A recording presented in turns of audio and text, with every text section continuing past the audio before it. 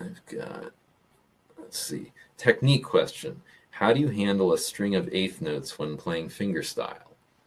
Ah, interesting that you asked that question. Somebody else in the questions that were submitted ahead of time asked me this. It was, I would like to ask Tom Lippincott how he developed his finger picking technique.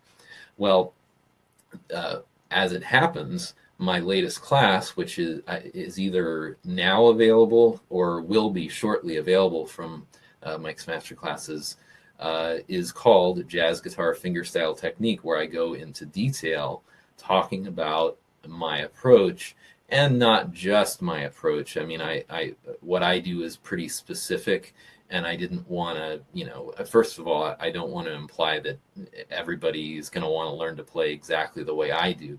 One of the things I talk about in the class is that because fingerstyle is such a kind of off the beaten path thing for a jazz guitar player, there is almost no single one method that people use. And you look at 10 different fingerstyle jazz guitar players, and you're probably going to find 10 different approaches. For me, just really briefly, but I would definitely refer you to my new class if you want to get more in depth. But my personal technique involves alternation, which I think most that seems to be kind of a truism, whether you're playing with a pick or whether your fingers or whatever, is to alternate, whether it's up and down strokes of the pick or two or more different fingers in alternation is going to be more efficient. And what I do is my thumb and my middle finger a lot of the time, especially just that's kind of my default if I'm playing a bunch of lines. So I don't know if you can really see what's going on there. And then I mix that up with a lot of other stuff too.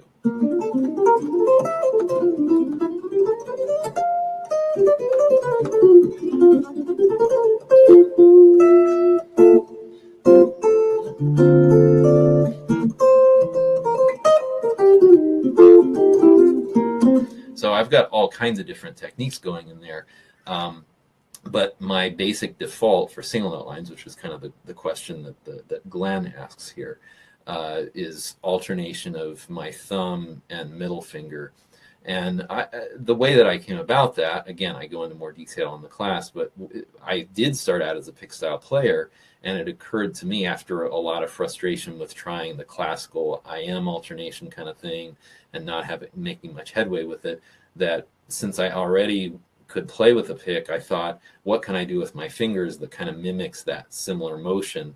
And I realized that if I just let my hand relax, on my hand, my first finger, my index finger, kind of tends to come up like this, and it's my middle finger that hangs the lowest.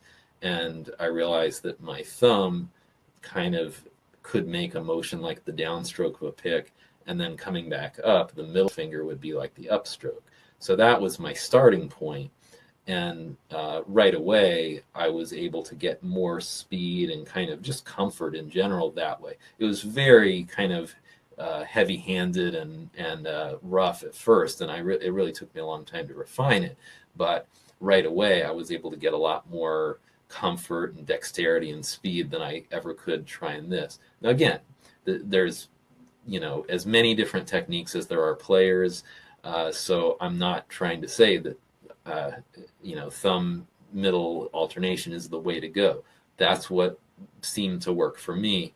But experiment with a lot of different techniques. And in the class, I go through, even though I talk pretty extensively about my approach, I also talk about a lot of other possible approaches. The Wes Montgomery approach of playing with your thumb, all the different finger combinations, thumb and different fingers, and talk about the upsides and downsides of both. And I also talk about hybrid picking as well, which is a great option if you're already a pick player and you want to add some finger stuff to your playing, but you've invested all this time to your pick playing and you don't want to just throw it away and burn all your picks.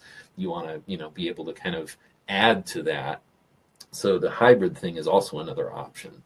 Anyway, and I spent some time in the class talking about that. So again, I would refer anyone to my new class if they're curious to find out more details about that.